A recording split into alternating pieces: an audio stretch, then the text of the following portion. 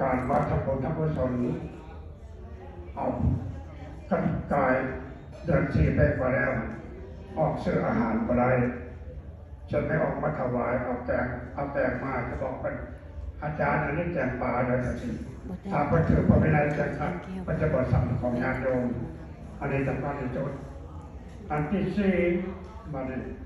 อันที่ชื่อที่สี่ว่าอาจจะแดงกาวสีวรใดคือพระพิสงฆ์เมื่อได้อันนี้สงของกฐินแล้วถ้ามีผ้าอะไรเปิดก็ถือไว้ได้ถ้าพอได้อันนี้สงกฐินแล้วตามธรรมดาเจ็บผ้าได้แต่10 วันทั้งกาย10 วันไปเป็นอาบัติอันที่ห้าข้อที่ห้าในสงที่ห้าคือว่าลาภเกิดสักการะบูชาเกิดอยู่ในวัดลาวรัตนารามกับวิญญาณโยมมาถวายผ้าจีวรหรือเรียกว่าทรัพย์สินสมบัติอะไรก็ดีพระภิกษุอยู่ในอาวาสนี้มีสิทธิ์รับได้แต่มาจากวัดเกิดจะเป็นทานใหญ่มาใดก็พอมีสิทธิ์จะรับสังฆทานของที่ยกมาถวายนั้นอันนี้มันสำคัญแสดงว่าญาติโยมเป็นความสำคัญของพระพุทธศาสนาจะให้ครูบาอาจารย์และอานิสงส์ทั้ง5 อย่างธรรมติกา8ในการเป็นกฎของการรักษาภาคกฐินอันนี้ประวัติกันมันเป็นของตรงญาติโยมคือการและอานิสงส์อานิสงส์ก็มีอยู่6 อย่างให้ผล6 อย่างนะอันนี้สิว่า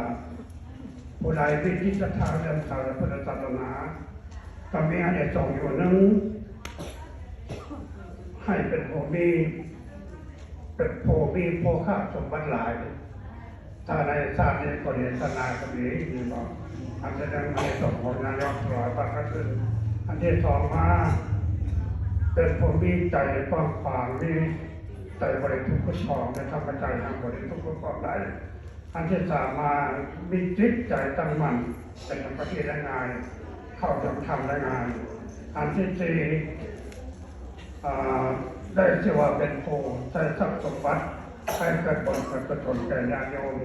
และลูกหลานต่อไปอันที่ห้าให้เป็นคนผู้มีผิวงามรูปทรงงาม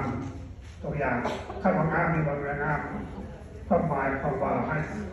มีรูปงามมีผิวพรรณงามมีบางแม่กระตุ้นกระโตอะไรหมายถึงกิริยามารยาทในธรรมพันกล่าวไว้นะพอแบ่งรูปงามคือว่ากิริยามารยาทการปากการจาขยันมันก็งามอันนี้แปลว่างามมันเป็นงามและโดดโตอันที่6ประเทศไทยมีชื่อเสียงมีเกียรติยศ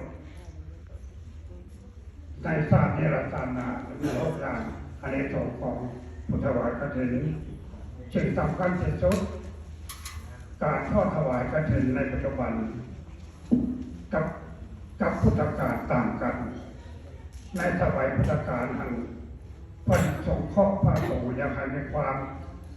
สะดวกสบายแต่ในสมัยนี้ต้องมายุคข่าวนี้มีอยู่4 อย่างหนึ่งเพื่อสืบทอดที่ข้อประเพณีของเฮาในโบราณกาลอันนั้นเป็นอันที่หนึ่งอันที่สองมากับว่าให้เฮานี่ทักษะด้วยความสมัครสมาสมัครกันอันนี้นะอันที่สองทอดกฐินประเพณีอันที่สามมาเพื่อหาถึงทรัพย์สมบัติบำรุงพระพุทธศาสนา